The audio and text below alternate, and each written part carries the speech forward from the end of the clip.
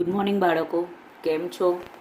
તો ચાલો આજે આપણે ધોરણ 12ના અંગ્રેજી વિષયના ગ્વાલા એસાઇનમેન્ટ 2021ના પેપર નંબર 3ના સેક્શન ડીની શરૂઆત કરીએ. તો ચાલો આપણે સેક્શન ડીની શરૂઆત કરીએ. તો બાળકો, તમે અહીં જોઈ શકો છો કે તમને સૂચના આપી હોય છે અને સેક્શન ડીમાં પહેલો પ્રશ્ન છે ડુ એઝ ડાયરેક્ટેડ, અને એની સૂચનામાં તમને નીચે આપ્યું છે સ્ટાર્ટ લાઇક ધીસ. આપણે એને અનુસરીને આપણે અહીંયા જવાનું હોય છે.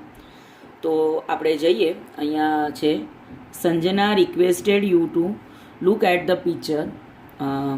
Vote do you notice? શું ધ્યાનથી જોયું? નોટિસ એટલે અનુભવ્યું. Isn't it funny? તે રમૂજી લાગે છે. There is a monkey who has a newspaper in his hand and he is reading it. એક વાંદરો છે જેના હાથમાં ન્યૂઝપેપર છે તે વાંચી રહ્યો છે. હવે સ્ટાર્ટ લાઇક ધીસમાં કીધું સંજના રિક્વેસ્ટેડ, મતલબ અહીંયા જે આપણે રિક્વેસ્ટ છે અને આપણે એનું કર્યું રિક્વેસ્ટેડ, મતલબ સાદા વર્તમાનકાળનું સાદો ભૂતકાળ કર્યું. તો જ્યાં આગળ આપણને વર્તમાનકાળનું રૂપ દેખાશે ત્યાં આગળ હવે આપણે ભૂતકાળનું રૂપ લખીશું. જેમ કે અહીંયા ડુ છે તો આપણે ભૂતકાળનું રૂપ ડીડ કરીશું. અહીંયા ઇઝન્ટ છે તો ઇઝનું ભૂતકાળ વોઝ થાય એટલે વોઝન્ટ કરીશું. પછી અહીંયા ધેર ઇઝ આવે તો આપણે કરીશું ધેર વોઝ કરીશું. અહીંયા હેઝ છે તો આપણે એનું કરીશું હેડ, અને પછી અહીંયા ઇઝ છે તો એનું કરીશું આપણે વોઝ. તો અહીંયા ખાલી યાદ રાખવાનું છે કે અહીંયા સાદા વર્તમાન કાળનું રૂપ છે, એની જગ્યાએ સાદા ભૂતકાળનું રૂપ અહીંયા કરેલ છે. તો જવાબ તમે જોઈ શકો છો. Sanjana requested you to look at the picture. અહીંયા વોટ ડુ આપ્યું છે તેની જગ્યાએ લખ્યું વોટ ડીડ યુ નોટિસ. અહીંયા ઇઝન્ટ આપ્યું છે એની જગ્યાએ લખ્યું આપણે wasn't it funny. There is a monkey તો આપણે લખીશું there was a monkey who had a newspaper in his hand and is reading છે તો તેની જગ્યાએ કરીશું આપણે who had a newspaper in his hand and was reading કરીશું. મતલબ અહીંયા આપણે રિક્વેસ્ટેડ કર્યું, અહીંયા ડીડ કર્યું, અહીં વોઝન્ટ કર્યું, અહીંયા વોઝ કર્યું. પછી આપણને અહીંયા આપ્યું છે હેવ હેઝનું, અહીંયા હેડ કર્યું, અને અહીંયા આપ્યું ઇઝનું કર્યું આપણે વોઝ. મતલબ જે આપણે ક્રિયાપદના અનુલક્ષીને જે વર્તમાન કાળના રૂપ હતા આપણે એને ભૂતકાળનું કર્યું. પછી 51મો પ્રશ્ન છે કલ્પના has collected sum મેલોડિયસ song when I went to his house he was listening to the sweet song સંગ by Lataji. Kavita will blind and the bundle of સીડીઝ for him. હવે એની પાસે એટલા સરસ સુંદર ગીતો હતા. હું એના ઘરે ગઈ તો એ લતાજીના જૂના મસ્ત મધુર ગીતો સાંભળી પણ રહી હતી અને ગાઈ પણ રહી હતી, અને એની પાસે આંધળી હોવા છતાં ઘણા બધા ગીતોની સીડી છે. તો અહીંયા આપ્યું છે સમ મેલોડિયસ સોંગ્સ, મતલબ કર્માં આગળ આવ્યો. કર્માં આગળ આવ્યો એટલે આ પેસિવ વોઇસ થયો. હવે અહીંયા જો આ પેસિવ વોઇસ તમારે અહીંયા કયો છે, પહેલાં એક્ટિવ વોઇસ કયો છે તો કે ભૂતકાળ છે. હવે એનું પેસિવ કરવાનું છે તમારે, એટલે યાદ રાખવાનું સાદા ભૂતકાળનું પેસિવ કરવાનું છે તમારે અહીંયા આગળ. તો હવે એનો જવાબ આવશે સમ મેલેડિયસ સોંગ્સ. અહીંયા કર્યું છે, અહીંયા હેવ આપેલું જ છે. Have been collected. શું કીધું? હેવ બીન કલેક્ટેડ બાય કલ્પના. હવે એનો જવાબ પણ તમે જોઈ લો, અહીંયા લખ્યું છે સમ મેલોડિયસ song have been collected by the Kalpana. When I went to his house, મતલબ હું એના ઘરે ગઈ ત્યારે, તો કે when I went to his house એ બેઠું જ રહેશે. He was listening to her sweet songs by Lataji. તો અહીંયા તમને એવું કહ્યું છે કે સોંગ્સ એ લતાજીના ગઈ હતી, તો આપણે અહીંયા લખવાનું તો સ્વીટ સોંગ્સ સંગ by Lataji was being listen by હિમ. તો જો when I went to his house the sweet song સંગ by Lataji was being listen by him.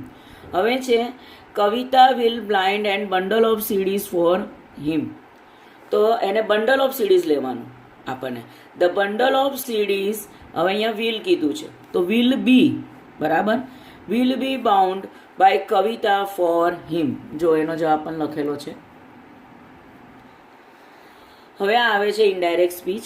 Children say the king kind father which is the best way to kill an enemy.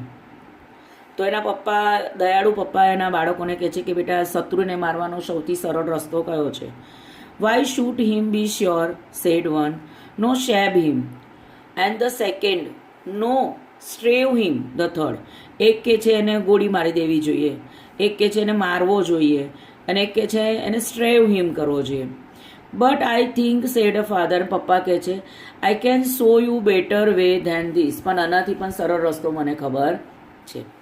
તો આપણે અહીંયાથી લખવાનું a kind father. અહીંયા જો પ્રશ્નાર્થ વાક્ય છે એટલે આપણે લખીશું આસ્કડ હિઝ ચિલ્ડ્રન. બરાબર. Which is the best way to kill the enemy was. અહીંયા ઇઝ છે તેનું કરવાનું છે વોઝ. એમાં નિયમ છે કે એમિઝારનું વોઝ વેર થાય. હવે છે અહીંયા કીધું છે તો અહીંયા કહે છે કે વન સેડ. આપણે અહીંયા એના ભાગ પાડી નાખીશું. એક કહે છે why shoot him to be sure. ગોળીએ જ માર દો એમ.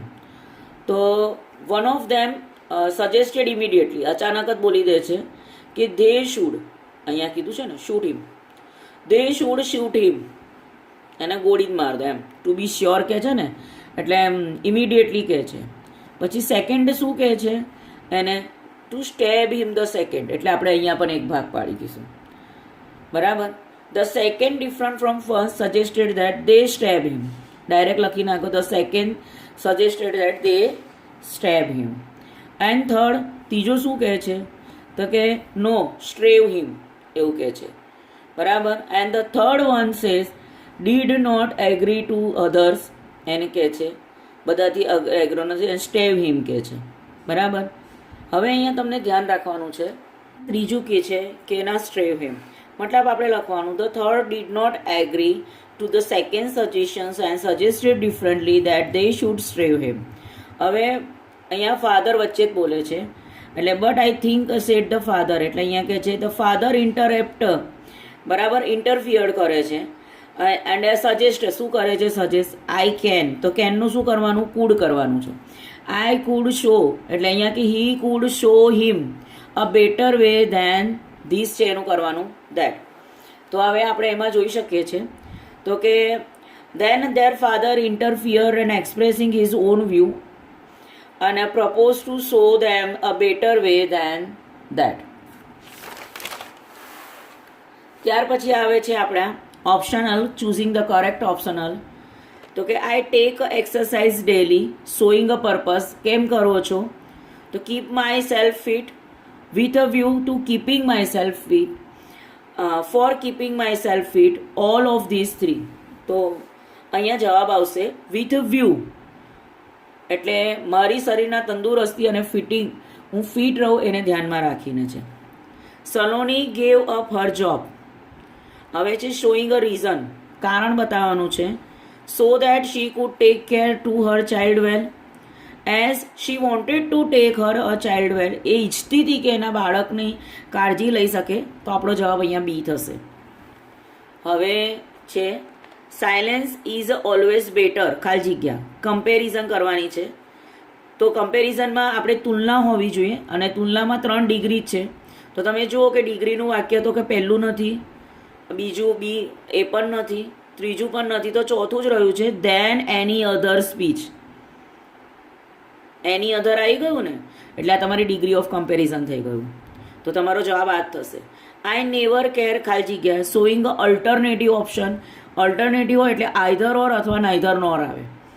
હવે અહીંયા કેમ આઈધર ઓર અને નાઈધર નોર આપે શું છે અહીંયા એ જોઈએ આપણે. તો કે that you like me or not. તું મને પસંદ કરીશ. અને અહીંયા નેવર છે નકાર વાક્ય આપેલું છે.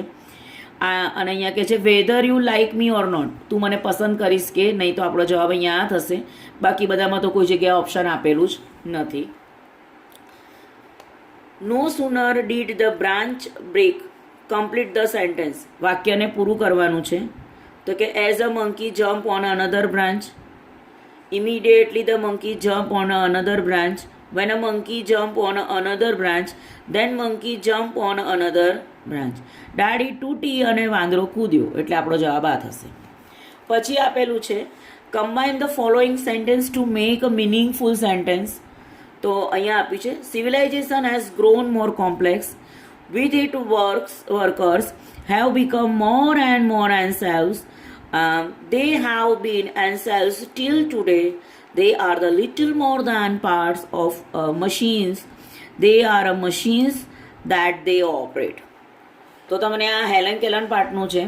તો અહીંયા તમે જોઈ શકો છો, civilization has grown more complex, the worker have become more and more એન્સેપ અન્ટિલ, જ્યાં સુધી today they are little more than part of machine that they operate, જે મશીન તેઓ ચાલુ કરે છે તે.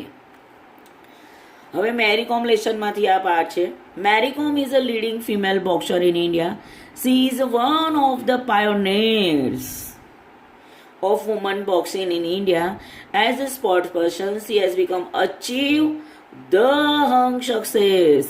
એની જગ્યાએ આપણે લખવાનું એ hung success. બરાબર છે. આપણો જવાબ શું આવશે? એ hung success. એન પણ નહીં અને ધ પણ નહીં.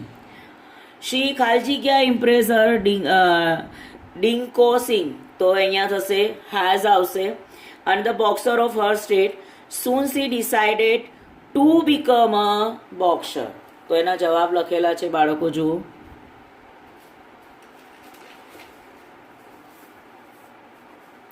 તો બાળકો અહીંયા આપણા પેપર 3નો સેક્શન ડી પૂરો થાય છે. તો બાળકો મારો વિડીયોને લાઈક કરો, વિદ્યાર્થીઓમાં શેર કરો અને ચેનલને સબસ્ક્રાઈબ કરો, જેથી આવનારા નવા વિડીયોના અપડેટ અને નોટિફિકેશન તમને મળતા રહે. તો please share it, like it and please subscribe it. Thank you for watching my video.